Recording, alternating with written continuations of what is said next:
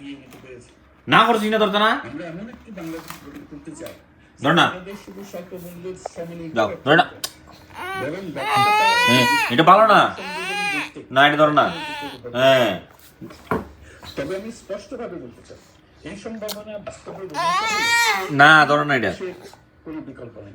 এদিকে যাও এদিকে যাও এদিকে যাও এদিকে যাও এবং সততা না এদিকে যাও না এদিকে যাও না না এদিকে যাও এদিকে যাও হ্যাঁ যাও যাও যাও এদিকে যাও করা হয়েছে। যাও সেই সংস্কৃতি আমাদের পেছনে যাও। টেনে রেখেছিল, আমাদের বিশ্বাসযোগ্যতা ক্ষুণ্ণ করেছিল।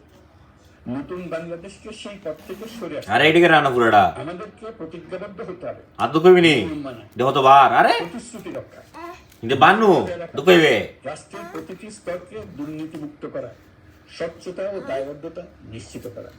প্রিয় দেশবাসী, আমরা শূন্য থেকে শুরু করেছি মাইনাস থেকে। ধ্বংসস্তূপ পরিষ্কার করে প্রতিষ্ঠান দাঁড় করিয়ে তারপরে সংস্কারের পথ ধরেছি।